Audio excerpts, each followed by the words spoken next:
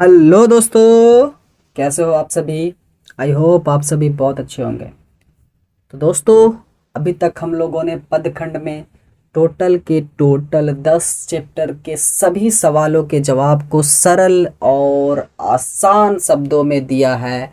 अगर आप लोगों ने उन सभी चैप्टर्स के वीडियोस नहीं देखे हैं जिसमें हम लोगों ने वीवीआई क्वेश्चंस को भी डिस्कस करा है, तो चाहे वहां जाकर के देखें और अपने सवालों के जवाब को एक आसान शब्दों के साथ सीखें। ठीक है। और आज हम लोग स्टार्ट करेंगे अपना पाठ नंबर 11 और इस चैप्टर का नाम है प्यारे नन्हे बेटे को। और इसमें भी हम लोग जितने भी सवाल आएंगे उन सभी के जवाब को एक नए अंदाज में सरल और आसान शब्दों के साथ देंगे, जिसको लिखना पढ़ना और समझना आप लोगों के लिए बेहद आसान होगा। ठीक है। तो चलिए बढ़ते हैं अपने पहले सवाल की तरफ और देखते हैं हमारा पहला सवाल क्या है। पहला सवाल है, बिटिया से क्या सवाल किया गया। बताइए। बिटिया से क्या सवाल किया गया। उत्तर, कविता में बिटिया से यह सवाल किया गया है, बतलाओ आसपास कहाँ कहाँ लोहा है। यही सवाल किया जाता है। ठीक है। यह सवाल बिटिया को यह समझाने के लिए किया जाता है कि वह अपने चारों ओर की परिवेश को ध्यान से देखे और उसमें लोहे के विभिन्न रूपों की पहचान करे, जैसे चिमटा, सिगड़ी, दरवाजे की शक्ल आदि। इस सवाल के माध्यम से कविता में यह दिखाया जाता है कि बिटिया को छोटी छोटी चीज़ों में भी लोहे की ताकत और महत्व को पहचानने की क्षमता होती है। ठीक है। ये सवाल के जवाब थोड़े से लंबे हो गए हैं। ठीक है। लेकिन 2 मार्क्स चाहिए तो बाबू थोड़ा तो लिखना पड़ेगा। ठीक है। क्या बोला गया है, बिटिया से क्या क्या सवाल किया गया है। तो बिटिया से सवाल पूछा जाता है कि बताओ तुम्हारे आसपास कहाँ कहाँ लोहा है। ठीक है। और यह सवाल बिटिया को क्या समझाने के लिए बताया जाता है, तो उन्हें अपने चारों ओर परिवेश में ध्यान से लोहे को देखने के लिए बताया जाता है और उसकी पहचान करने के लिए बताया जाता है। जब वह पहचानती है कि चिमटी में और दरवाजे की शाकल में, सिगड़ी में लोहे हैं, ठीक है, आदि में है, तो इस सवाल से उन्हें एक मैसेज दिया जाता है कि बाबू देखो, हर छोटी छोटी चीज़ों में लोहा जिस तरह से है उसी तरह से उसकी ताकत और महत्व को की क्षमता भी होती है। ठीक है। चलिए अगला सवाल देखते हैं। बिटिया कहाँ कहाँ लोहा पहचान पाती है। बिटिया कहाँ कहाँ लोहा पहचान पाती है वीवीआई। ठीक है। देखिए, कविता में बिटिया आसपास के परिवेश में कई स्थानों पर लोहा पहचान पाती है। वह लोहा चिमटी, सिगड़ी, दरवाजे की शाकल, कब्जे, खीला दरवाजे में धंसा हुआ, ठीक है, एक तार लोहे का लंबा जो लकड़ी के खंभे पर तना हुआ है, सेफ्टी पिन और साइकिल की पूरी में पहचानती है। इस प्रकार बिटिया अपने आसपास की वस्तुओं और परिवेश में लोहे के विभिन्न रूप को जल्दी और सही तरीके से पहचान लेती है। ठीक है। बिटिया कहाँ कहाँ लोहा पहचानती है, तो अपने आसपास देखती है और देखती है कि लोहा जो है चिमटा में है, सिगड़ी में है, दरवाजे में है, कब्जे में है। ठीक है। और भी बहुत जगह पे वो देखती है। ठीक है। चलिए अगला सवाल है, कवि लोहे की पहचान किस रूप में कराते हैं। यही पहचान उनकी पत्नी किस रूप में कराती है। ठीक है। ये भी वीवीआई सवाल है। ठीक है, ध्यान देंगे। उत्तर, कवि लोहे की पहचान उन वस्तुओं से कराते हैं जो काम करने में उपयोगी होते हैं, जैसे कि फावड़ा, कुदाली, टांगी, बसूला, खुरपी और चक्के का पट्टा इत्यादि में कराते हैं, जिसका उपयोग लोगों द्वारा किए जा रहे कामों में किया जाता है। ठीक है। वहीं यही पहचान उनकी पत्नी बाल्टी, सामने कुएं में लगे लोहे की घिरी, छत्ते की घड़ी डंडी और घमेला, हशिया और चाकू इत्यादि में कराती है, जिसका प्रयोग घर के कामों को करने के लिए किया जाता है। दोनों ही लोहे की पहचान लोगों द्वारा किए जा रहे काम के रूप में कराते हैं। ठीक है। कितना इजी सवाल और कितना आसान जवाब। ठीक है। आइए बढ़ते अपने सवाल की तरफ। लोहा क्या है, इसकी खोज क्यों की जा रही है। अब आप बहुत से जो मैंने चेक करा जब मैं भी पढ़ रहा था तो उस वक्त देखा कि इसका आंसर ना एक अलग ही दिशा की तरफ लेकर के गए हैं इस सवाल का आंसर, जो कि बिल्कुल भी 90% जो उसमें बातें थी वो पूरी तरह से गलत थी। 10% के लिए मार्क्स दे सकता हूँ, यानी कि 0.2, ठीक है, उससे ज़्यादा तो मार्क्स बिल्कुल भी नहीं मिलना चाहिए, ठीक है, जिस तरह से आंसर लिखाया गया था, ठीक है। लेकिन मैं जो लिखा रहा हूँ इसे देखिए और फिर आप समझेंगे, आसपास के आंसर जब चेक करेंगे नेट्स वगैरह पे तो समझ में आ जाएगा कि हाँ भाई कितना फ़र्क है पढ़ाने में, ठीक है। लोहा क्या है, इसकी खोज की जा रही है, तो पाठ के आधार पर इसका आंसर देना, ठीक है। कविता में लोहा एक प्रतीक के रूप में प्रस्तुत किया गया है, जो केवल एक धातु नहीं बल्कि शक्ति, संघर्ष और स्थिरता का प्रतीक है, ठीक है।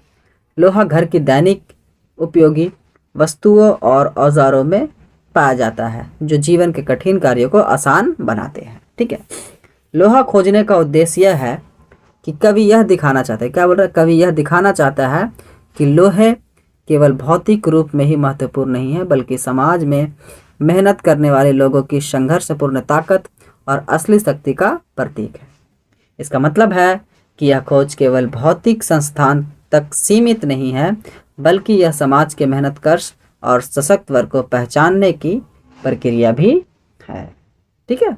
लोहा क्या है, देखिए इसका आंसर कविता के हिसाब से देना था, लेकिन बहुत लोग लोहा एक धातु है जो मतलब खनिजों से निकाला जाता है, खदानों से, तो इस तरह से आंसर दिया गया। अरे भाई तुम कविता पढ़ रहे हो, उसके हिसाब से आंसर देना, उसके अर्थ को समझ करके।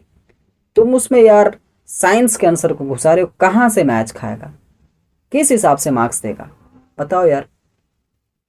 ये बहुत बड़े बड़े जो टीचर आपके हैं यूट्यूब से, भाई यूट्यूब पे जो है उन लोगों के आंसर भी मैंने देखे, अभी भी चेक किया हूँ, तो देखता हूँ भाई मतलब उन लोगों ने खुद को अपडेट ही नहीं किया, बस एक दूसरे को कॉपी किए जा रहे। आइए बढ़ते अपने सवाल की तरफ। अगला सवाल है, इस घटना से उस घटना तक यहाँ किन किन घटनाओं की चर्चा है। आइए इसका आंसर, इस घटना से उस घटना तक यहाँ उन घटनाओं की चर्चा है जिसमें बच्चों को अभी उसके कर्म को सिखाया जा रहा है। घर के सभी व्यक्ति मिलकर उन्हें समझाते हैं। कवि कल्पना करते हैं कि जल्दी से उनका लड़का उनके कंधे से ऊंचा हो और लड़की के लिए प्यारा सा दूल्हा ढूंढा जाए, ठीक है। आइए अगला सवाल, ये VVI सवाल है, ठीक है, ध्यान से देखेंगे। ये क्या है, VVI सवाल है कि हर वो आदमी जो मेहनत काश लोहा है, हर वो औरत दबी सताई बोझ उठाने वाली लोहा है, ठीक है। इसके उत्तर को देना। प्रस्तुत पंक्ति विनोद कुमार शुक्ल द्वारा रचित पाठ प्यारे नन्हे बेटे को से ली गई है। इसके लेखक कौन है, तो विनोद कुमार शुक्ल जी है। और किस पाठ से ली गई है, तो प्यारे नन्हे बेटे को। इस पंक्ति में कवि ने समाज के मेहनतकश लोगों की तुलना लोहे से की, ठीक है। आइए देखते हैं क्या कहते हैं। कवि के अनुसार मेहनत करने वाले लोग, चाहे वो पुरुष हो या स्त्री, अपनी संशक्ति और दृढ़ता में लोहे के समान है। पुरुष जो कठोर श्रम करते हैं और स्त्री जो जीवन के कष्टों और दबावों को सहन करती है, दोनों अपनी अडिगता और सहनशीलता में अद्वितीय है, ठीक है। लोहा शब्द प्रतीक है उनकी अटल शक्ति और कठिन परिस्थितियों में भी झुकने ना देने वाली स्वभाव का। कवि ने इन पंक्तियों के माध्यम से श्रमिक वर्ग की महत्ता और उनकी संघर्षशीलता को दर्शाते हैं, ठीक है। देख रहे हैं ना कितना इजी आंसर है, ठीक है। चलिए नोट्स कर लीजिएगा, एक दो बार डिस्कस कीजिएगा, बड़े आसानी से समझ पाएंगे, ठीक है। आइए अगला सवाल, कविता में लोहे की पहचान अपने आसपास से की गई है। बिटिया, कवि और उनकी पत्नी जिन रूपों में इसकी पहचान करती है, यह आपके मन में क्या प्रभाव उत्पन्न करती है, बताइए। देखिए ये सवाल भी थोड़ा VVI है, ठीक है, 50-50 चांसेस आने के, ठीक है। प्रस्तुत कविता में लोहे की पहचान अपने आसपास में की गई, अर्थात अपने आसपास बिखरी वस्तुओं में लोहे की पड़ताल की गई है। पहचान की परिधि में जो वस्तु आई है वह 3 क्षेत्र का प्रतिनिधि करती है। आइए देखते हैं क्या है। लड़की द्वारा पहचान की गई वस्तु पारिवारिक उपयोग की है, जैसे चिमटा, कलछुल आदि। वहीं कवि द्वारा जिन वस्तुओं का चयन किया गया है उनका व्यवहार अधिकतर पुरुष द्वारा किया जाता है तथा उनका उपयोग सामाजिक तथा राष्ट्रीय हित में किया जाता है, जैसे फावड़ा, कुदले आदि। कवि की पत्नी ने उन वस्तुओं की ओर संकेत किया है जिसका व्यवहार प्राय महिलाएं द्वारा किया जाता है तथा जिसे वे घर से बाहर धनोपार्जन अथवा पारिवारिक आवश्यकता की पूर्ति हेतु करती है, जैसे कि पानी की बाल्टी, हांसिया, चाकू आदि। ठीक है। अब देखिए इसमें 2 सवाल थे, है ना। क्या था कि उसकी पहचान बेटी और पत्नी के रूप में कैसे की गई है, ये आपके मन में क्या प्रभाव उत्पन्न करती है। ठीक है, तो मेरे मन में क्या उत्पन्न करती है, इसका आंसर यहाँ पे। इस प्रकार कवि उनकी पत्नी तथा बेटियों द्वारा 3 विधि द्वारा विविध रूपों में लोहे की पहचान की गई है। ये तीनों रूप पारिवारिक, क्षेत्रीय तथा, देखिए ध्यान से देखने, ये तीनों रूप जो है पारिवारिक, क्षेत्रीय तथा राष्ट्रीय मूल्यों तथा आवश्यकताओं का प्रतिनिधि करती है। साथ ही मेहनतकश पुरुषों तथा दबी सताई मेहनत महिलाओं के प्रयासों को भी निरूपित करती है। ठीक है, समझ में आई बात, है ना। आइए अगला सवाल। मेहनतकश आदमी और दबी सताई बोझ उठाने वाली औरत में कवि द्वारा लोहे की खोज का क्या आशय है। आइए समझते उत्तर। मेहनतकश आदमी और दबी सताई बोझ उठाने वाली औरतों में कवि द्वारा लोहे की खोज आशय है कि जो आदमी मेहनत करता है, सर्दी, गर्मी, बरसात, मेहे ढता से खड़ा रहता है। ठीक है, वह परिश्रम लोहे की तरह मजबूत होती है, ढांचा होना चाहिए। ठीक है। आइए वह औरत जो लोगों द्वारा सताई जाती है, घर से बाहर तक सभी कामों को करती है, उसका बोझ उठाती है, सभी अत्याचारों को सहकर भी अपनी परिवार का ध्यान रखती है, विषम परिस्थितियों का सामना भी साहस के साथ करती है, वो लोहे की तरह मजबूत है। इसमें कवि ने शारीरिक और मानसिक मजबूती और कर्म को लोहे के साथ दिखाया है।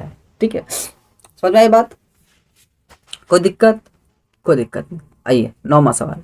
यह कविता एक आत्मीय संसार की सृष्टि करती है, पर वह संसार बाह्य निरपेक्ष नहीं है। इसमें दृष्टि और संवेदना, जिज्ञासा और जिज्ञासा होगा। ठीक है, जिज्ञासा और आत्मविश्वास सम्मिलित है। इस कथन की पुष्टि कीजिए।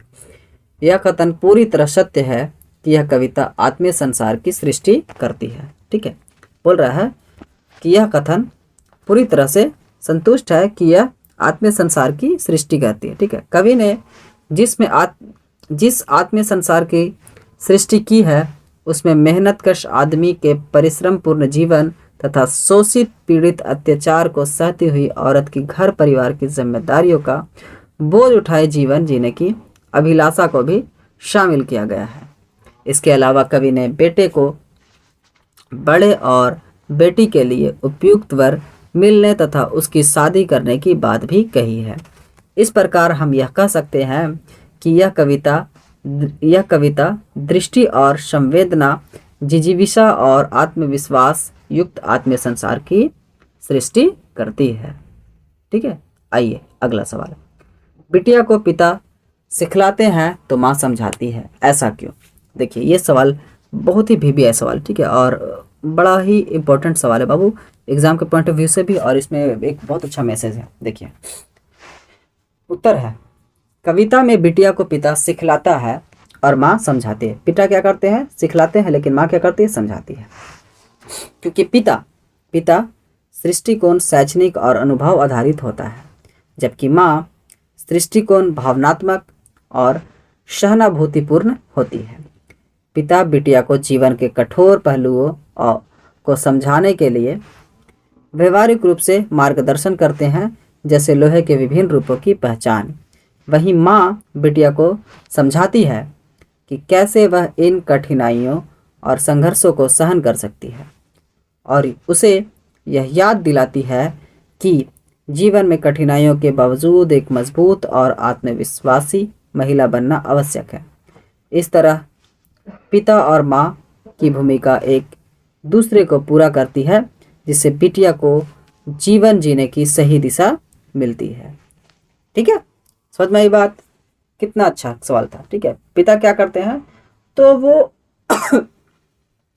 उनकी जो दृष्टिकोण होती है वो शैक्षणिक और अनुभव पर होती है, लेकिन माँ जो होती है वो क्या करती है, वो उनकी जो दृष्टिकोण होती है वो क्या, तो मतलब भावों से जुड़ा होता है, उनका भावनात्मक होता है, सहनशीलता उनमें होती है। ठीक है, तो उस हिसाब से वो जानकारी देते हैं, और पिता जो होते हैं वो शैक्षणिक और अनुभव के हिसाब से जानकारी देते हैं। ठीक है, समझ में आ रही बात ना है? चलिए ठीक है, तो दोस्तों हम लोगों ने आज 11 चैप्टर के भी सभी सवालों के जवाब को बड़े ही आसान शब्दों में दिया है। ठीक है, ये इजीली आप लोगों को याद भी हो जाएगा, लेकिन याद करने का सबसे अच्छा मेथड, एक बार लिख लीजिए, एक दो बार पढ़ लीजिए और दोस्तों में डिस्कस कीजिए। दोस्तों में डिस्कस करने से होता है कि एक दूसरे की मदद भी हो जाती है और रिविजन्स भी हो जाती है। ठीक है, और ये मेथड अगर डिस्कस करते हैं तो इस मेथड से आपको जो सवाल जवाब है वो काफ़ी लंबे अरसे तक याद रहेगा। ठीक है, इसलिए मैं डिस्कशंस को पहली प्रायोरिटी देता हूँ रिविजन्स के लिए। ठीक है, दूसरी है चीज़ों को लिख करके याद करना। ठीक है, और उंगली रख रख के पढ़ने से मेमोरी पे उसके फिगर्स बनते हैं। ठीक है, चलिए तो दोस्तों हम लोगों ने आज 11 चैप्टर के भी सभी सवालों के जवाब को देखा है और बड़े ही आसान शब्दों में सीखा है। ठीक है, अगर आपके कोई डॉट्स हैं तो कमेंट कीजिए, उन डॉट्स को सॉल्व किया जाएगा। ठीक है, तो चलिए आज के चैप्टर यहीं पे समाप्त करते हैं। Thank you so much. जय हिंद।